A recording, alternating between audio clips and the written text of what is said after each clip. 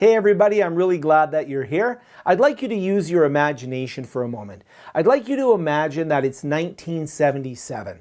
And I'm well aware that many of you may not have even been born in 1977, but just imagine that it is 1977 and you've gone to the movie theater to see this amazing new film that just came out called Star Wars. And you love that film. It's great. You're all excited about it. So you decide that you're going to write a screenplay of your very own. It's going to be just as good, if not better, than Star Wars. So you go to your computer, you write this amazing screenplay, and you save it to your 5¼ inch floppy drive. Because in 1977, this was what we used with personal computers to run programs and store data.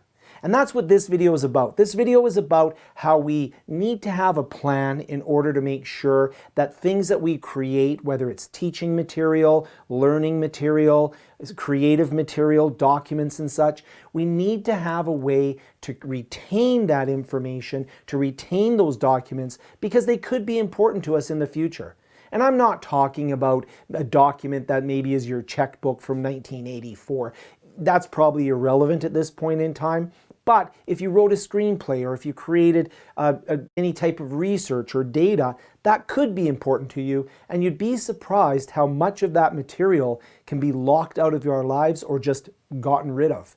In fact, we would have been better off putting our screenplay on a piece of papyrus as opposed to a floppy drive, because this has been around for thousands of years, and this here is very, very difficult to access today, if at all possible. And not this particular piece of papyrus. That was a cool gift from an Egyptian student that I had. So the idea behind this is that if we come up with a plan for managing the information and the things we create, we're going to be able to retrieve them when we want them.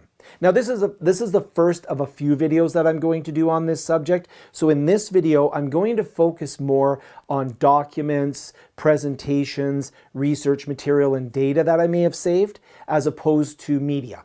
So I will do another video later on where I'll talk about how to save your DVDs into a digital format, or your UMD discs, because I'm sure you have a lot of those. A lot of movies were put out on UMD discs or VHS tapes or whatever the case may be. So I'll do another video on that later. But in this video, we'll talk about how we can set up a plan to retain information and build our own personal information lifecycle management system. And you might say, you know what, Frank, I'm just going to go ahead and I'm going to put everything on a hard drive. And that's what I thought too. And this may be the solution, but I don't know if this is going to be around in 20 years, because I thought floppy disks would be around for many years and some of them are obsolete. This particular hard drive has a USB-C connector, but here's an example of another hard drive. I used these about 15, 20 years ago. These are these wonderful Mac stores that I used to store a lot of external data. They have FireWire 400 ports on them, as well as a unique power adapter. So actually using this enclosure for the hard drive is very difficult. I usually have to break open these enclosures, pull out the hard drive, and then use an adapter such as this in order to get to the data that's on this hard drive. So that's hard drive storage. It's fairly modern storage. And I do have a video. I'll link anything I mention in the video, I'll link down below, or I have a video on how to use these adapters to retrieve information. So I'll link everything down below on that. But the point here being is that even a hard drive might be a difficult thing to access in the future. You might say, okay, well, I'll put it on a USB drive. Well, USB drives, once again, those are great. These are USB 2. A lot of modern computers will actually only have USB-C. Fortunately, we can get an adapter, but I would warn you that these drives can actually be lost quite easily. These drives can actually be broken quite easily. You might say, well, what about the days of DVDs? What about all the DVDs? Well, I don't know. You can comment down below. Do you use DVDs to store data anymore? Do you use optical drives? Because these are not that easy to find anymore. You actually have to go online most of the time in order to order blank DVDs, because they're not really used for movie distribution anymore. So these are becoming a little harder to find. Same applies to CDs, which is the predecessor. These are still used for music a fair amount, so I don't think these will disappear anytime soon, but finding blank ones is challenging. And of course, the other issue is that the hardware to actually read a DVD or a CD, that's becoming a little harder to find as well. Not really impossible. You can order one. They're not totally hard to find, but they're not built into a lot of computers these days. I use this little external Mac SuperDrive on both my Windows and my Mac system. And once again, I have a video on how to use a SuperDrive on a Windows computer. And this little device allows me to read, write both CDs and DVDs. But if I was to lose this SuperDrive, or if I wasn't able to get a new one, I'd be in real trouble. I'd have to go and try to find one out there. They do exist though. Those are still available. Something that's not available though would be something like a zip drive. I don't know if anybody's familiar with these. I have these zip drives. I have quite a few of these, because these were a great alternative in the 1990s, the early to mid 1990s. They held 100 megabytes of information, which was quite a bit back then. And then you could have these wonderful zip drives for media files.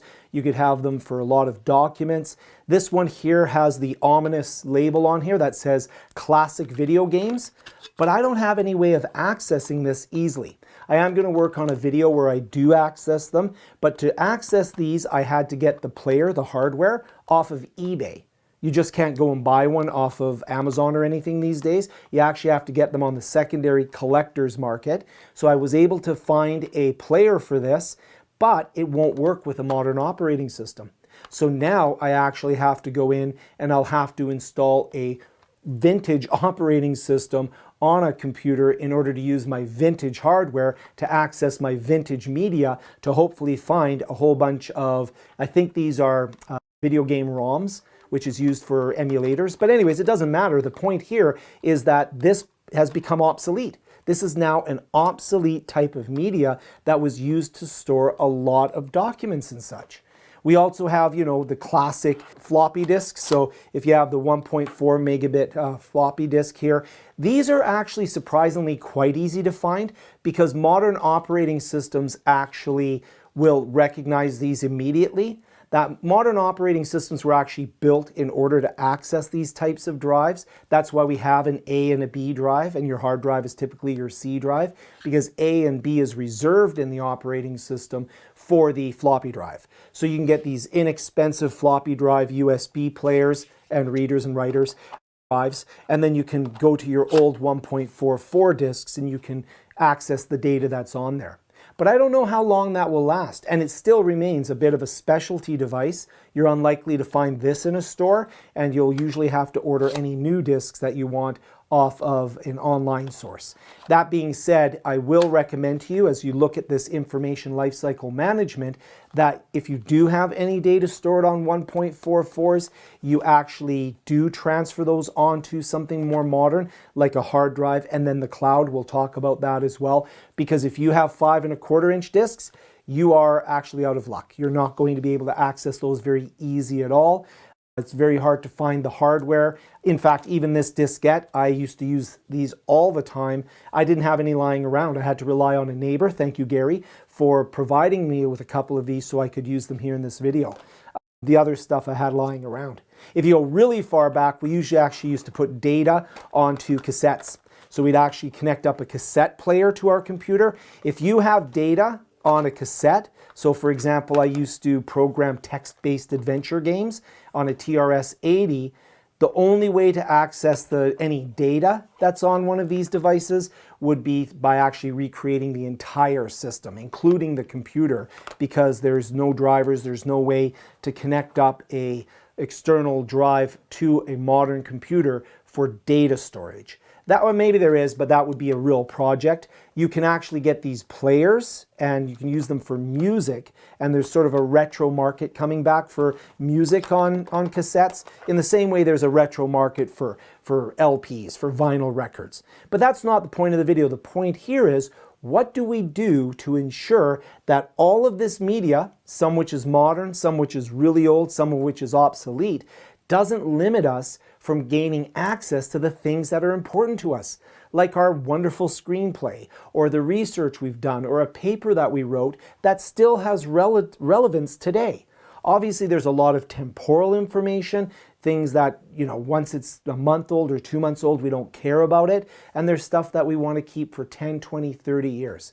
Again, I'll make another video on media, because media, photographs, and videos of family, that's something we often want to keep, effectively forever, or at least multi-generational. And I'll do another video on that because that even becomes more complex because there's an extra step when it comes to media, which is we have to digitize analog media, store that digitized media, and potentially even take digitized media and turn it back into analog.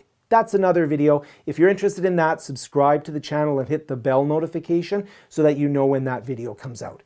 But let's take a look at working with documents, different types of documents and presentations and data that we may wish to retain, and how we can build a structure and an information lifecycle management system for that.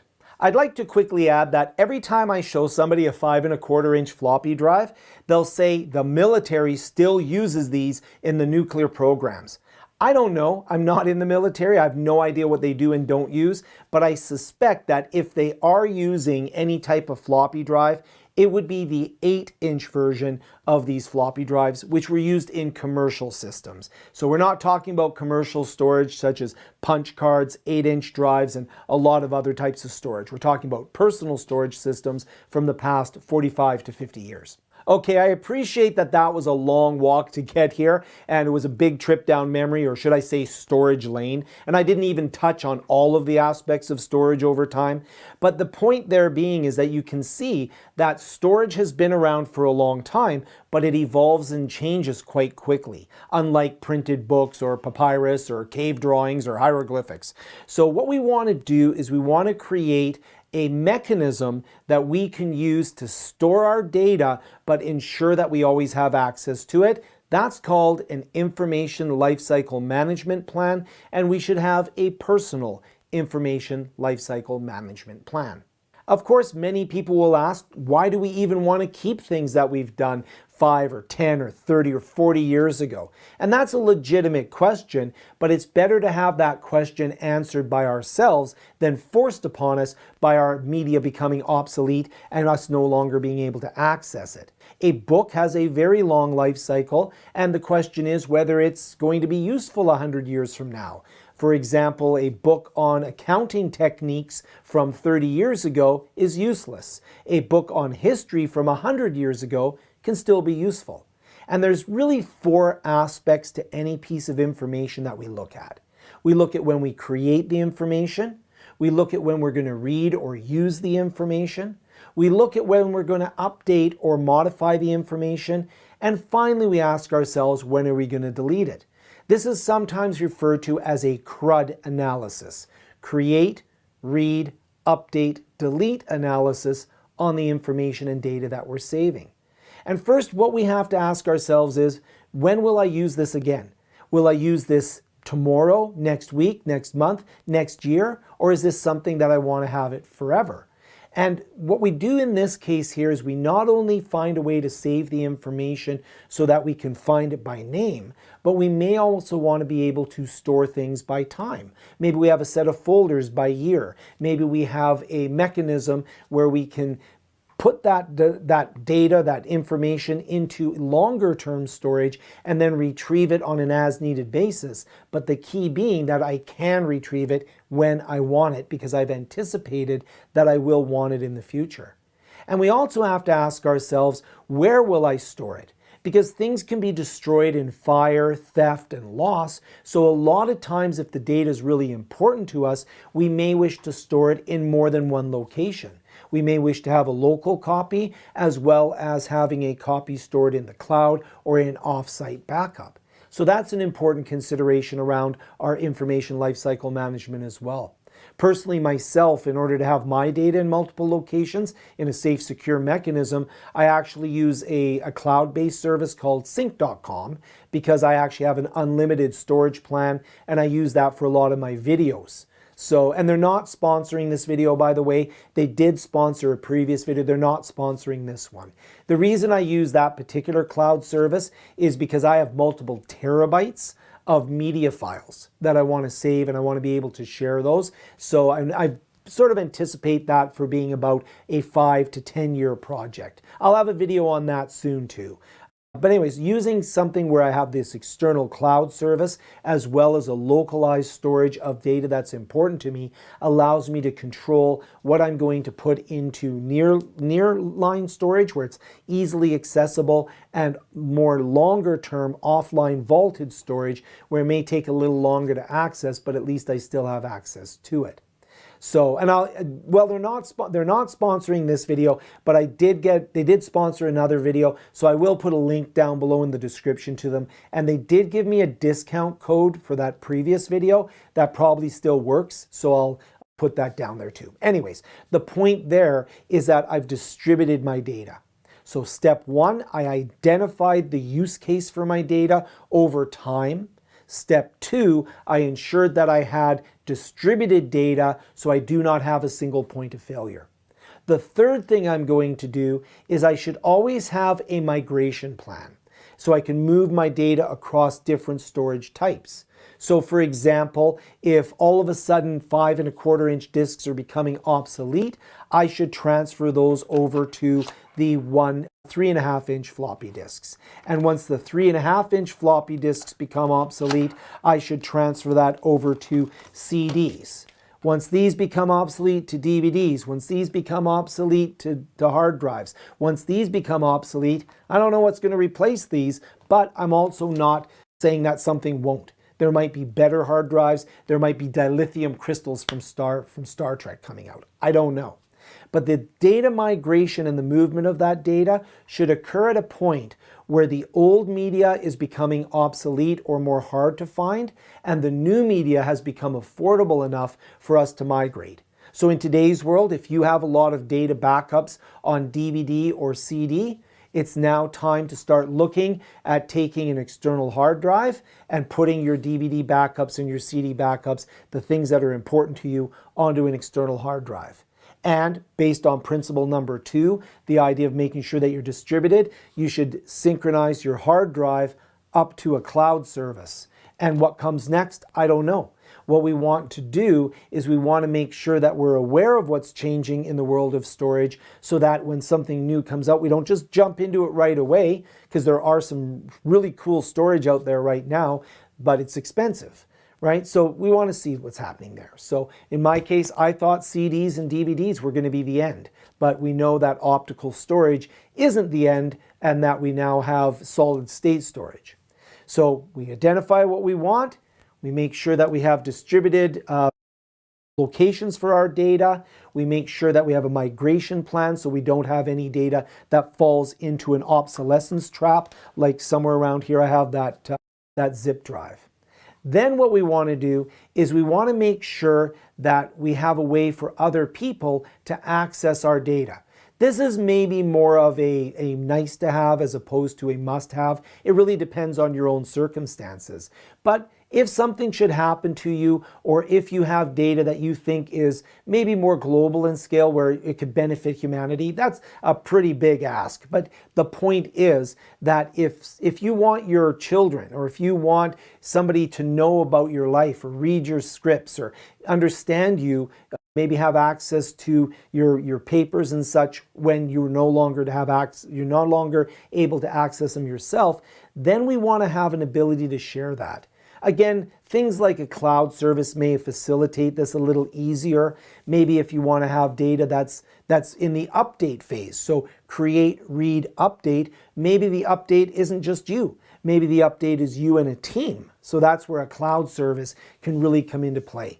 So that's another aspect to building the information lifecycle management. Understand how it's used, when it's used, and who's using it. So, and now media is a bit different. Again, like I say, I'm going to create another video on that. A lot of times people make a mistake when it comes to things like old DVDs. This is a difficult to find TV show. It's from the 1970s. It was a parody science fiction show.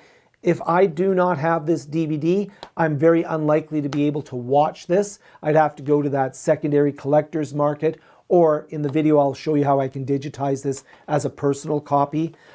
Star Wars, right? Everybody's got Star Wars. You can watch that anytime you want. This is actually a VHS of the very last time that Star Wars was released to the public in its original theatrical form. Every form of Star Wars after this release was released in an edited, updated format. So that's why I still have a VHS of this Star Wars. But that's the media one. So the idea, though, is by having this ILM in place, where we identify the life cycle of our media, we identify where it's going to be stored and have some backup and some redundancy in there. We identify how we're going to migrate it as storage things change over time. And we identify how we're going to share it and access it ourselves and others. We're going to make sure that that information is available to us in the future. I do want to go and check out some of my old media. That's always a fun thing to do, to see what hidden gems I may have. But I've made it difficult on myself by not having a good information lifecycle management plan. I hope that this video helps you create one so that you can do better and you don't get stuck in a situation where you've had to go onto eBay and now you're struggling to find out what might be on some obsolete media because it's got a label that says classic video games and you're like, I've got to see what's on here. Anyways, thank you so much for watching. Comment below if you have any ideas about media, what you think is the best way to proceed. And again, subscribe and stay tuned for my video that I'm going to create on media, where we talk about photographs, we talk about video, and we talk about audio. And that's going to be interesting because that's the same idea, but maybe a little bit, few extra things added around digitization and creating analog products as well. Thank you so much for watching. See you in the next video.